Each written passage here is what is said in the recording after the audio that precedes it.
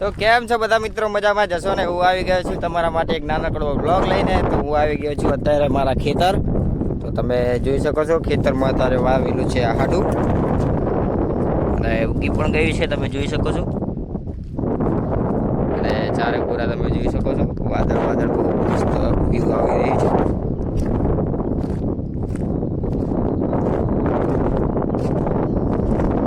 તો હવે બેસીએ ઘડીક અને ખબર રાખીએ, પૂર આવે તો કાઢીએ, કારણ કે ખેતરમાં પાકનો બગાડ ના કરે. તો ચલો બ્લોગમાં બન્યા રહો, મળીએ તમને થોડીક વાર પછી.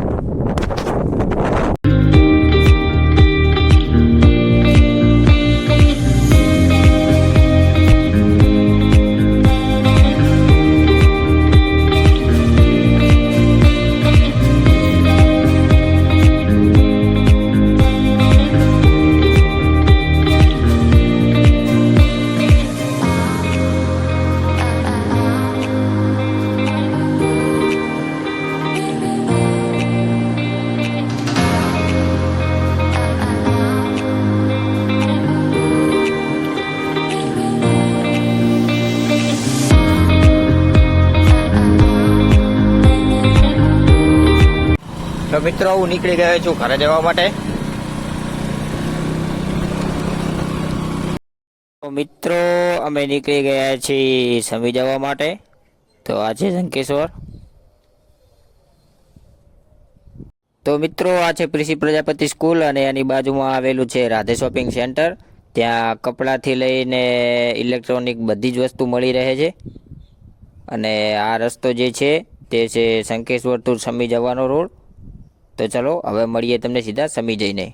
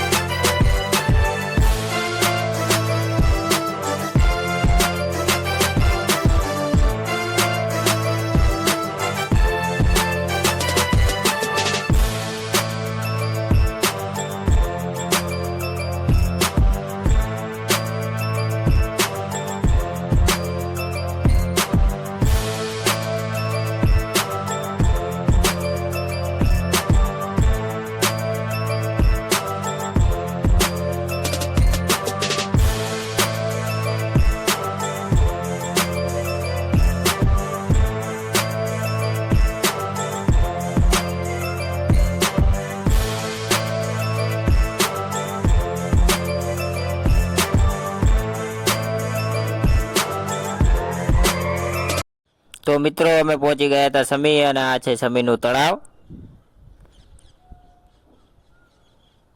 અને અહીંયા આવ્યો છે એક મોટો કિલ્લો. આ તમે જોઈ શકો છો, આ છે કિલ્લો. પણ હવે કિલ્લો રહ્યો નથી, પહેલાંના જમાનાનો કિલ્લો છે. અંદર ઝારા પણ ઉગી ગયા છે. અને લઈ જાવી તમને બજારમાં.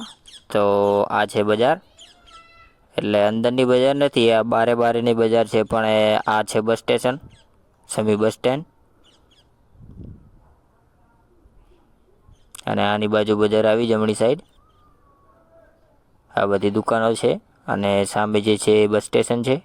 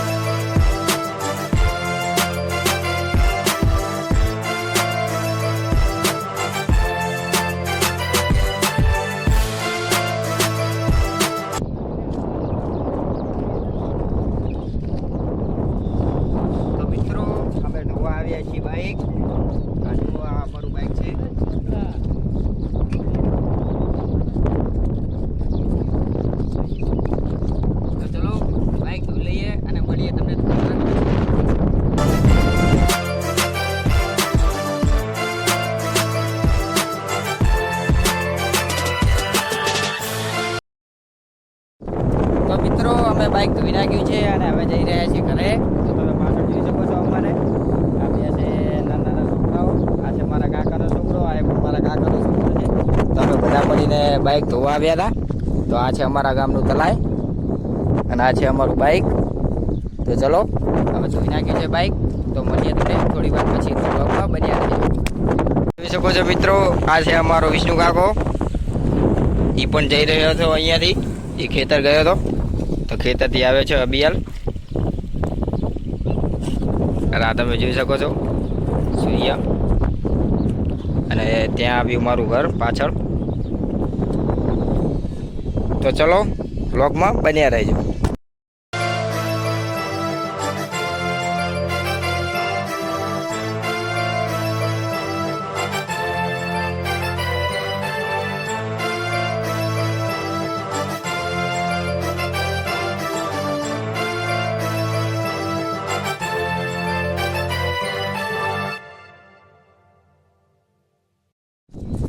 તો મિત્રો આજના માટે આટલું જ. તમને મારો બ્લોગ સારો લાગ્યો હોય તો લાઈક કરજો, શેર કરજો અને સબસ્ક્રાઈબ કરજો. જય શ્રી રામ, જય માતાજી, બાય બાય.